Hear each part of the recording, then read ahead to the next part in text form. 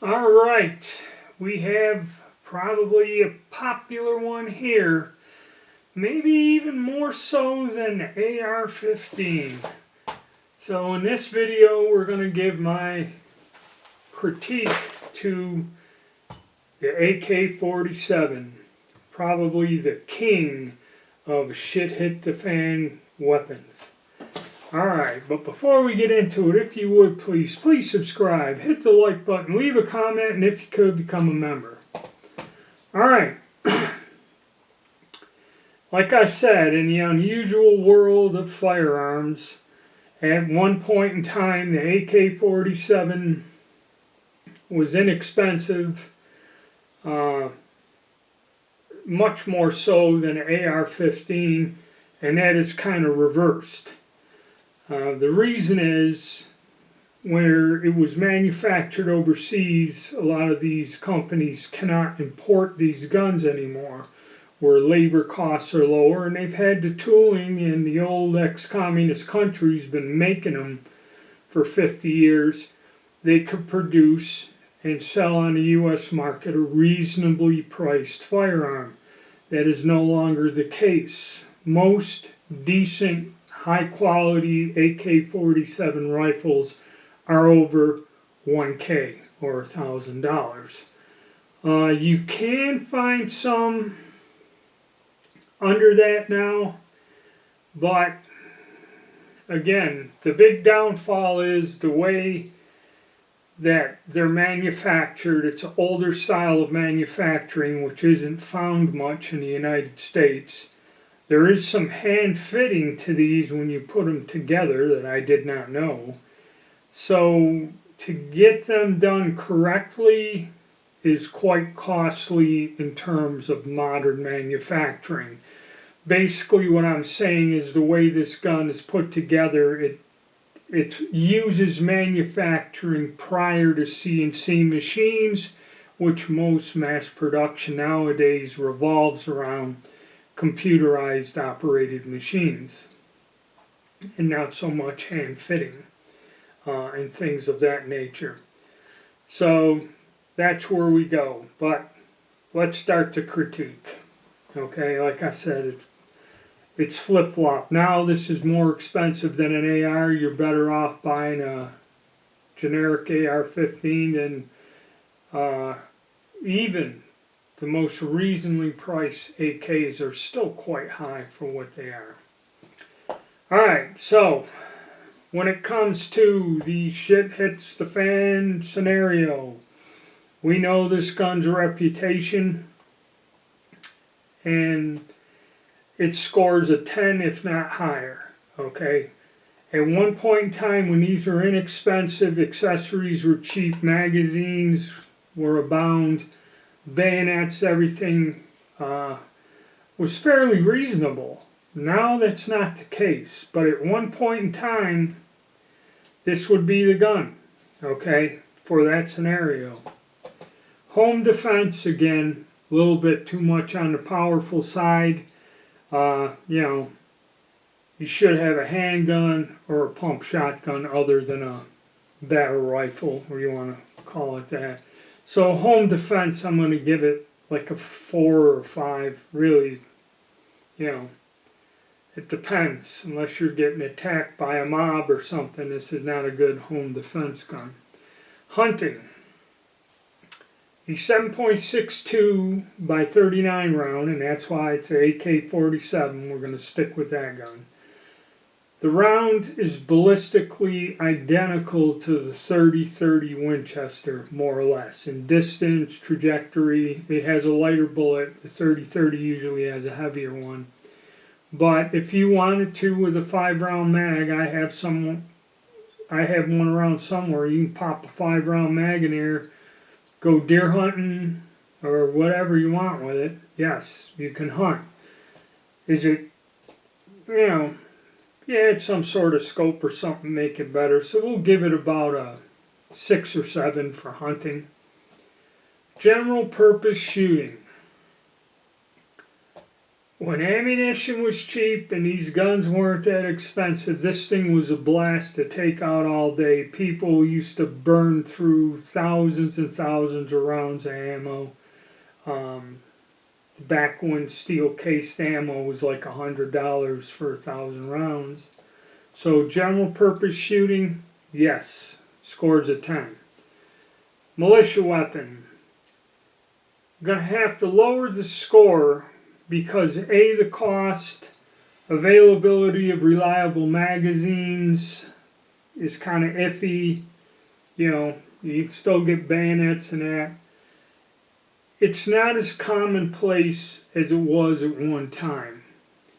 In a situation where you're isolated, it's an emergency, you know, and you're going to be trapped there for a while and need something, you probably won't find an AK as readily as you would an AR. So I'm going to lower that to about an 8 for doing that. Yes, it is a handy lightweight gun and a folding stock. It would be a great gun to use in that situation, but like I said, the way the current costs are, you're not going to see as many of the guns or the mags or huge amounts of ammo lying around. Okay. Collector's item. That's going to score about a 9. Just about everything about these guns, from the magazines to the bayonets to the guns themselves, who made them, where they came from, the accessories. When the communism fell and the parts kits and all the magazines and stuff were being dumped, all these ex-Eastern European countries are going into NATO, and all that stuff just come down like a ton. Alright, when all those things were flooding into the country, bayonets, everything, they were all dirt cheap.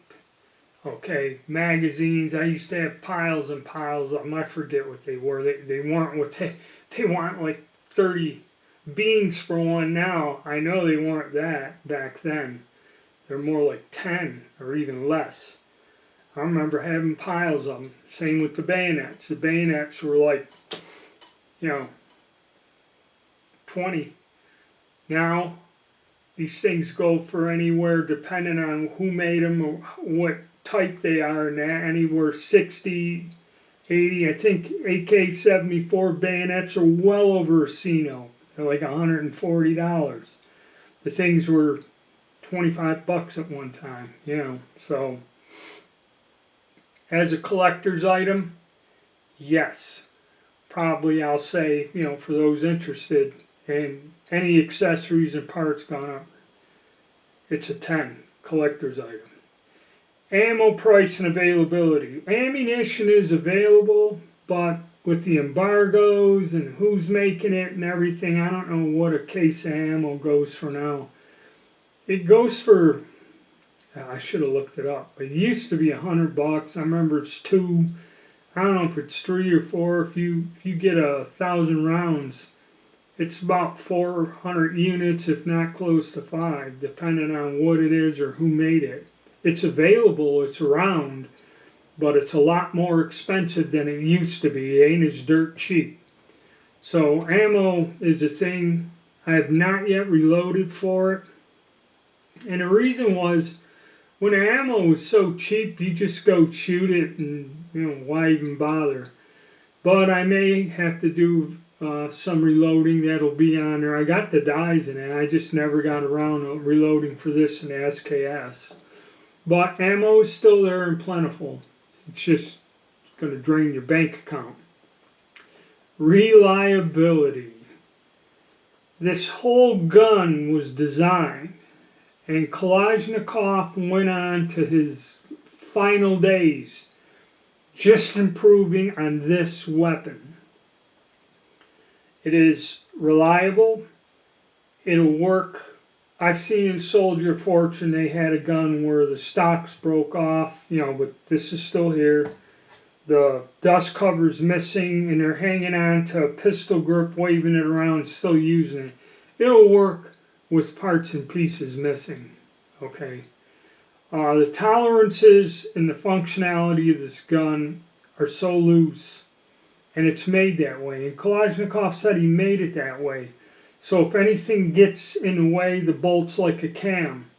It's designed where if there's gunk in there, the way when the bolt closes, it just pushes it up and it falls into an empty space in the receiver. So this gun is more than durable, more than reliable. Yes, you can destroy them and wreck them, but the way they were made by the communists, that was pretty tough.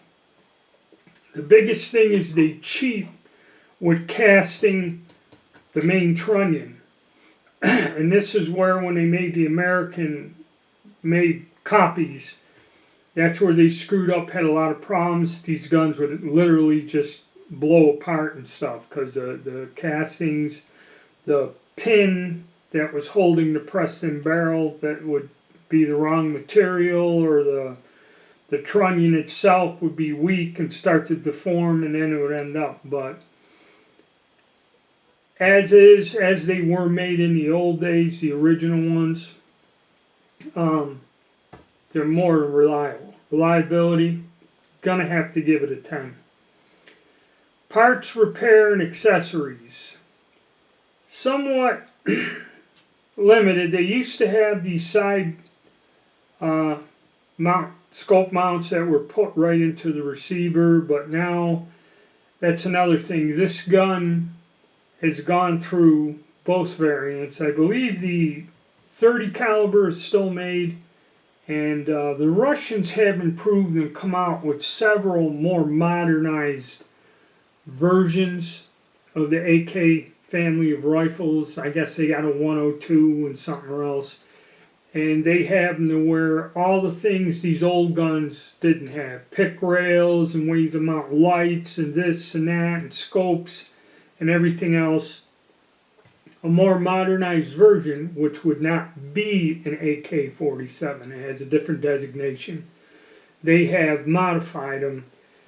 Parts used to be cheap and plentiful, not anymore.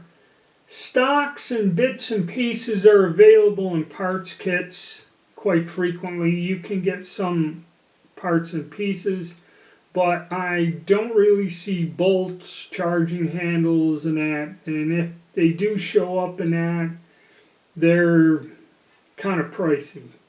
So some parts may not be available, but stocks and things like that are. People still do make receivers to make your own build. That's done. Both the older machined ones with the screw-in barrels and the stamped metal ones and the different variations can still be found. Not as commonly as when the kits with live barrels came in, but there are still people who manufacture new receivers, both the old style and the new. Maybe not for every single variation of this gun, but you can still find it. So parts and that, gonna give it kind of a, I'll say an 8. Okay, because I don't know, I haven't shopped around for AK parts. We'll give it an 8. Overall cost and value. This is another one of these you should have one type of guns. Okay, if you're into military weapons and that, you should have one of these iconic guns. They are still less than trying to get, well actually not.